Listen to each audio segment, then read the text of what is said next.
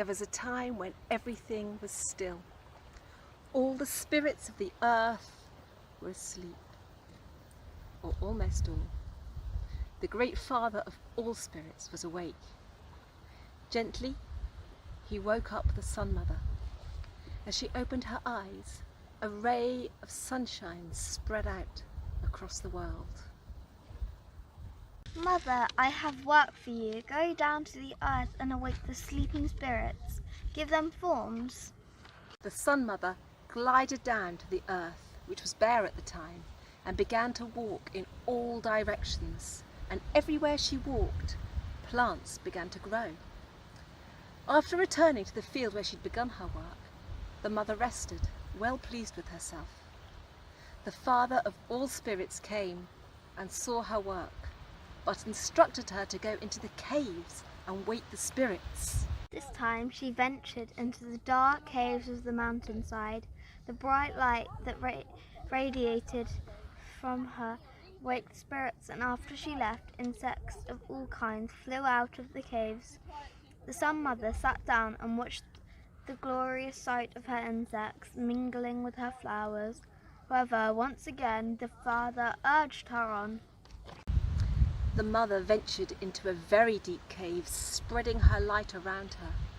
Her heat melted the ice in the cave, and the rivers and the streams of the world were created. Then she created fish and small snakes, lizards and frogs.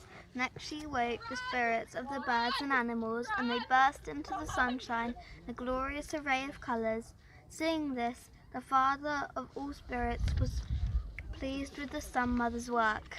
He called all her creatures to her and instructed them to enjoy the wealth of the earth and to live peacefully with one another. Then she rose into the sky and became the sun.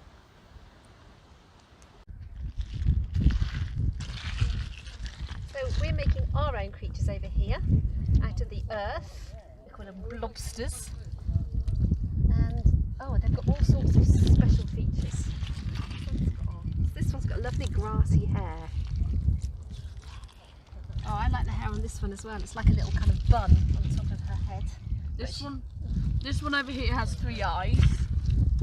Three-eyed alien. So that one's really good at looking. And that one's got like really weird teeth as well, made out of broken shell. Huge arms. Yeah. This one looks like it came out of a toy store, like it was an emoji on the cell phone. It's really cool. This one's got red eyes. Yeah. The one It's the red devil. The other one's really good at. So making like tribal marks. So we are in the one-striped tribe. Do you want to be in the one-striped tribe, Oscar? No. No, I'll be in the one-striped tribe. One stripe? I'm going to be in the no-striped tribe. Well, I was going to be on the One stripe, one blob tribe. okay, you can be in the blob tribe. Just a blob. Yeah. Just like a snake. Yeah. Oh, that's cool.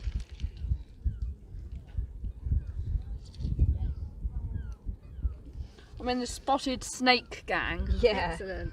That's a good gang to be in. So we've made blobsters and we've done camouflage, and then over there we've got a target. Do you want to show us how it works? Yeah.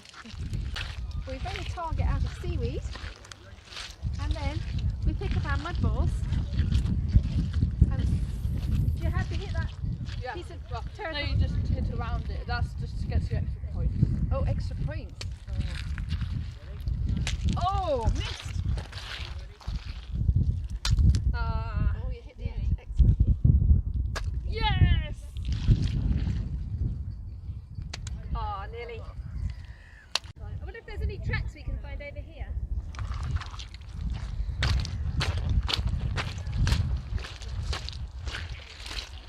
Oh, there's loads of tracks here. I can see some people tracks. I wonder if we can follow them and see where they've gone. Go on then, you start. And Right, they certainly started off over here. Go on then. They go round. Oh, it's so deep. It is deep. And over here. And then Your footsteps. they go in 2 different directions. One lot go down here, but I'm going to follow the ones that go round to where those 2 mudlarks are over there.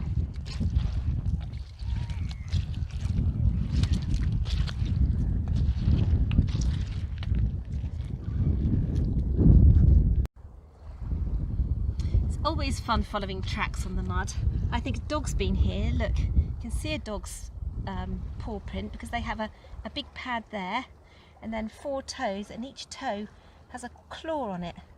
Looks like he went this way, or she went this way, and then scooted around the corner here and then headed off down over there somewhere. Oh, and look over here. There's some bird prints here. Oh, that's very deep.